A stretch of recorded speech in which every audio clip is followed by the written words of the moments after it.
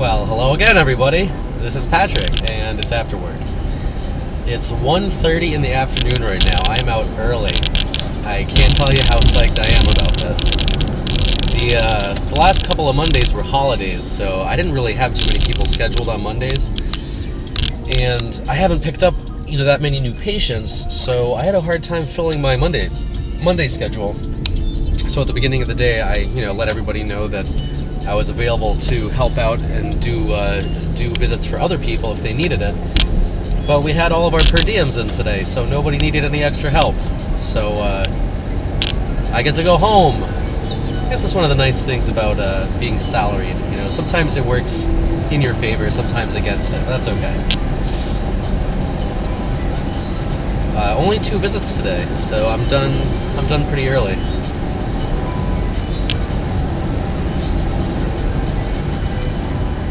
Well, that was a boring video, huh? No.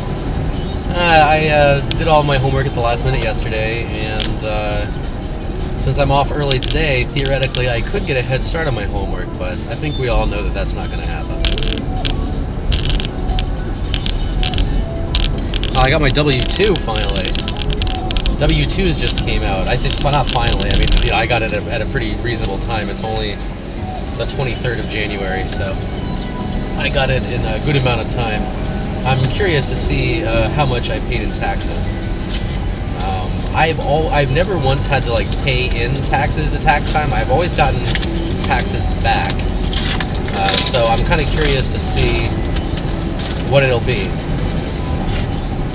Last year, I worked 2 jobs up until February, and then I worked just the hospice job on a per diem basis until September, and that's when I got hired full time.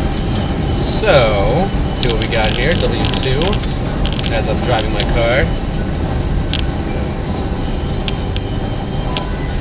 So, let's see, $38,290 in wages. Keep in mind, I've only been working full time since September, so that's not indicative of what the whole thing will be.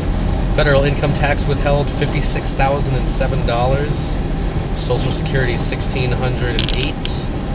Medicare tax, $555. That's not so bad. I wonder what I'll get back.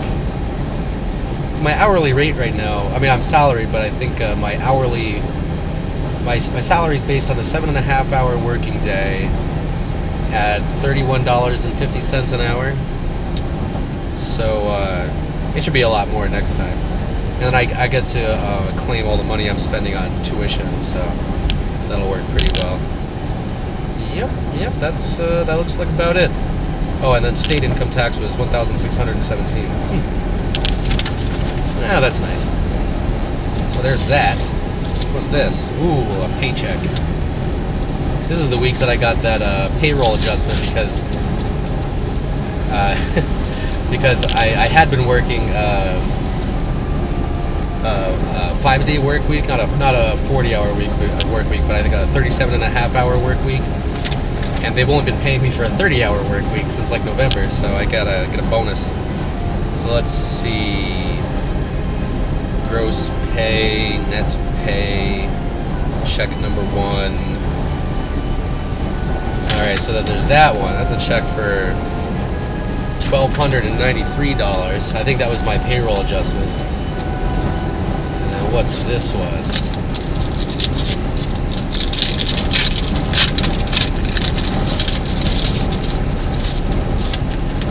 This one is for $2,103. That's a pretty good haul. Comes at a good time too, because I just got a $6,060 bill for school, so I have to pay that off in a hurry.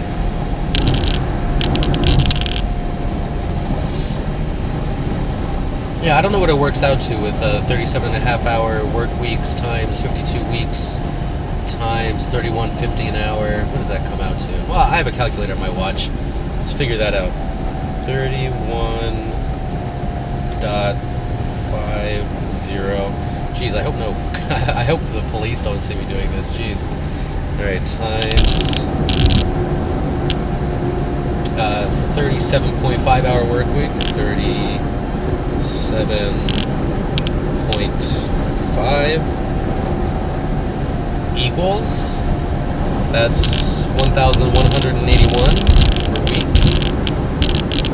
And then multiply that by 5 and a 2. Yeah, about 60,000 a year. That's pretty good.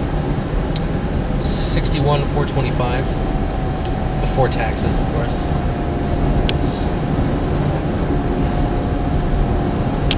Well, I hope I get money back instead of having to pay money. I think because I only worked full time for a few months out of this year, I'll probably end up getting a good amount back. Maybe next year will be a different story.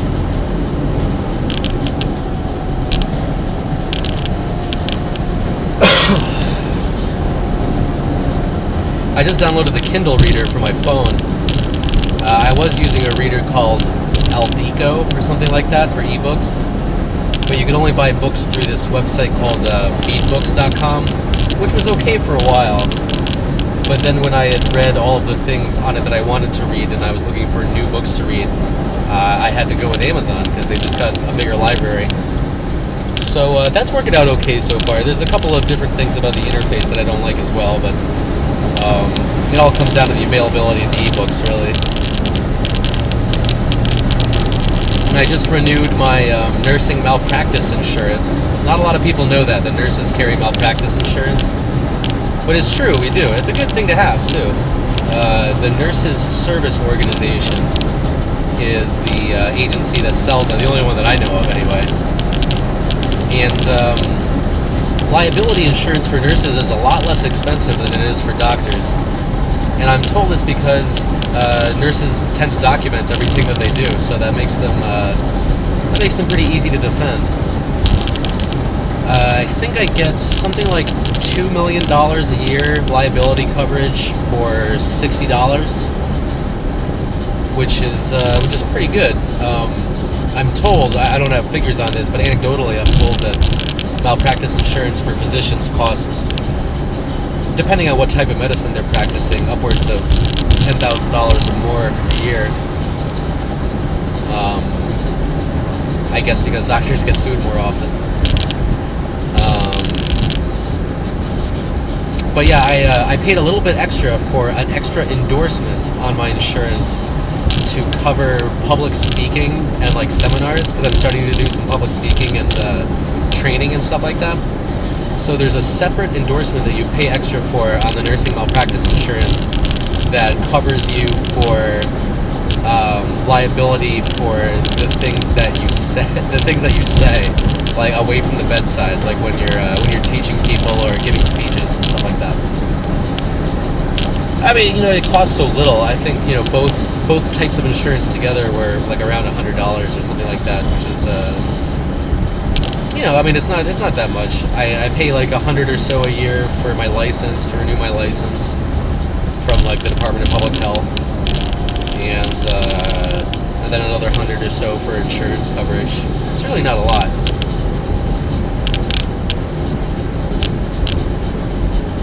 The timing on my license renewal works out really well because it's right around my birthday. So my birthday, my driver's license, and my nursing license all come due for renewal around the same time of year. It's very convenient.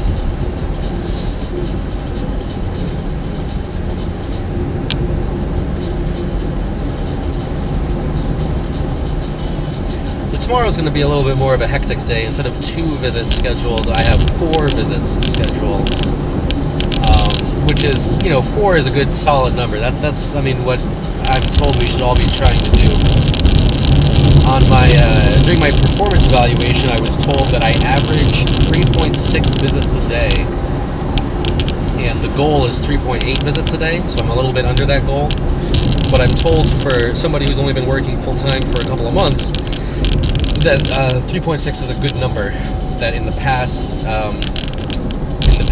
new hires who are just doing their first performance eval, I've been working there for like about a year before then, but this is the first like 2-month interval where I've been full time. The rest was like per diem and it's like treated a little differently. But I'm told that in the past, new hires in their first 2 months only averaged about 2.5 to 2.6 visits a day. So I'm slightly ahead of the curve there. I think a lot of it has to do with the fact that I worked per diem for this agency for a while, so there's definitely a lot of like other stuff I have to pick up, a lot of new things that I have to learn, but I've got a lot of the basics covered already.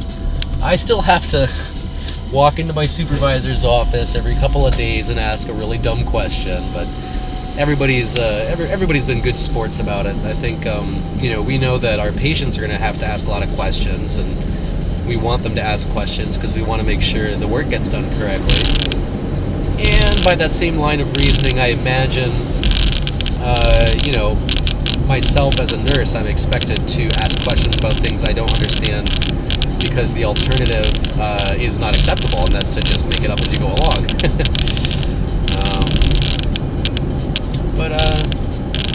Yeah, it's nice to see over the weekend, some of the more experienced nurses saw some of my patients, and they gave me very good advice and suggestions for like symptom management and stuff. So it's always a much needed, to have another person's eyes look at a case and come up with things you might have missed. It's really helpful.